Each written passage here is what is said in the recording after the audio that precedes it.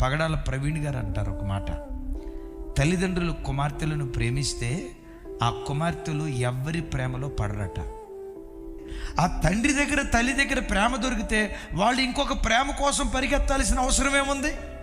ఇంకొక స్నేహం కొరకు పరిగెత్తాల్సిన అవసరం ఏముంది?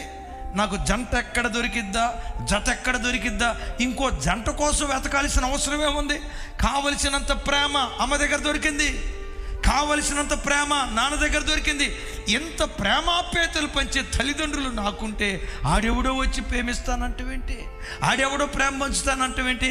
మా నాన్న ప్రేమ నాకు చాలు, మా అమ్మ ప్రేమ నాకు చాలు. కుమార్తెలను కూర్చోబెట్టి రోజు ప్రేమను పంచండి, కొడుకులను కూర్చోబెట్టి రోజు ప్రేమను పంచండి. వాళ్ళు నిజంగా మీ ప్రేమను రుచి చూస్తే, నిజంగా వాళ్ళకు మీ ప్రేమను పంచగలిగితే మీ పిల్లలు ఇంకొకరి ప్రేమ కొరకు పరిగెత్తరు.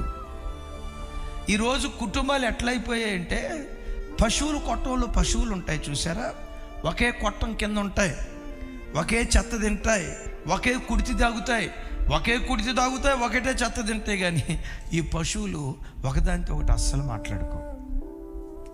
కొట్టంలో ఉన్న పశువులు ఎంతో, ఇంట్లో ఉన్న భార్య భర్తల పిల్లలు కూడా అంతే.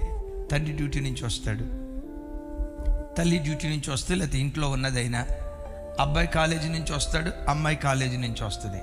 వచ్చిన తర్వాత అక్కడ ఒక సోఫా, ఇక్కడ ఒక సోఫా, అక్కడ ఒక గది, ఇక్కడ ఒక గది. ఆ గదుల్లో కూర్చొని ఏం చేస్తారు చెప్పండి? ఫోన్తో ఆడుకుంటూనే అవుతారు. కట్టుకున్న భార్య ఏం కావాలి, కట్టుకున్న భర్త ఏం కావాలి?